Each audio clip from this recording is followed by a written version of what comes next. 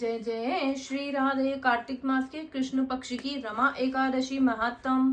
धर्मराज युधिष्ठिर बोले कि हे भगवान, आप मुझे कार्तिक मास की कृष्ण पक्ष की एकादशी की कथा सुनाइए। इस एकादशी का नाम क्या है तथा इसे करने से कौन सा फल मिलता है, यह सब विस्तार पूर्वक कहिए। श्री कृष्ण भगवान बोले कि हे राजन, कार्तिक मास की कृष्ण पक्ष की एकादशी का नाम रमा है।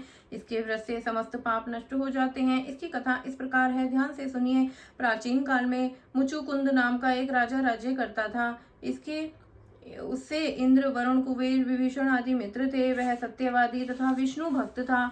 उसका राज्य बिल्कुल निष्कंटक था। उसके एक उत्तम चंद्रभागा नाम की लड़की उत्पन्न हुई। उसने उस लड़की का विवाह राजा चंद्रसेन के पुत्र सावन के साथ किया। एक समय जबकि वह अपनी ससुराल में थी तो एक एकादशी पड़ी। चंद्रभागा सोचने लगी कि अब एकादशी समीप ही आई है, परंतु मेरा पति तो अत्यंत कमजोर है, इसीलिए यह व्रत नहीं कर सकता। परंतु मेरे पिता की कठिन आज्ञा है। जब दशमी आई तब राज्य में ढिंढोरा पिटा तो उसने सुनकर शोभन अपनी पत्नी के पास गया और बोला कि हे प्रिय, तुम मुझे कुछ उपाय बतलाओ, क्योंकि मैं तो व्रत करूंगा और मैं अवश्य ही मर जाऊंगा। इस पर चंद्रभागा बोली कि हे प्राणनाथ, मेरे पिताजी के राज्य में एकादशी के दिन कोई भी भोजन नहीं कर सकता।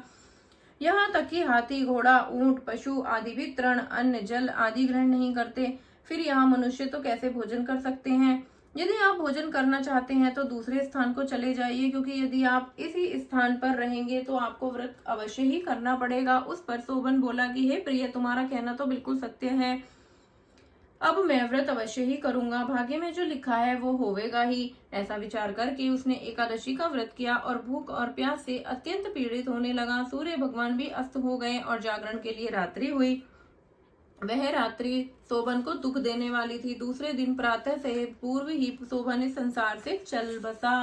राजा ने उसके मृतक शरीर को दहन करा दिया। चंद्रभागा अपने पति की आज्ञा अनुसार अग्नि में दहन न हुई, परंतु पिता के घर में रहना उत्तम समझा। रमा एकादशी के प्रभाव से शोभन को मंद्रांचल पर्वत पर धन धान्य से युक्त तथा शत्रु रहित एक उत्तम नगर प्राप्त हुआ। उसके महल में अत्यंत रत्न और स्वर्ण के खंभे लगे हुए थे। वहां वह भी स्वर्ण तथा मणियों के सिंहासन पर सुंदर वस्त्र तथा आभूषण से युक्त बैठा हुआ था। आभूषणों से युक्त गंधर्व तथा अप्सरा इसकी स्तुति कर रहे थे।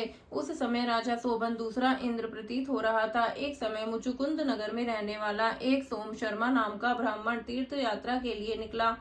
उसने घूमते घूमते उसको देखा। वह ब्राह्मण उसको अपने राजा की राजमाई जानकर उसके निकट गया। राजा शोभन ब्राह्मण को देख आसन से उठ खड़ा हुआ और अपने श्वशुर तथा स्त्री चंद्रभागा की कुशलता को पूछने लगा। सोम शर्मा ब्राह्मण बोला कि हे राजन, हमारे राजा कुशल हैं तथा आपकी पत्नी चंद्रभागा भी कुशल है। अब राजा, आप अपना वृतांत बतलाइए। मुझे यह बड़ा आश्चर्य है कि ऐसा विचित्र और सुंदर नगर, जिसको ना तो मैंने कभी सुना और ना कभी देखा है, आपको किस प्रकार प्राप्त हुआ। शोभन बोला कि हे देव ऋषि, यह सब कार्तिक मास की कृष्ण पक्ष की रमा एकादशी के व्रत का प्रभाव है।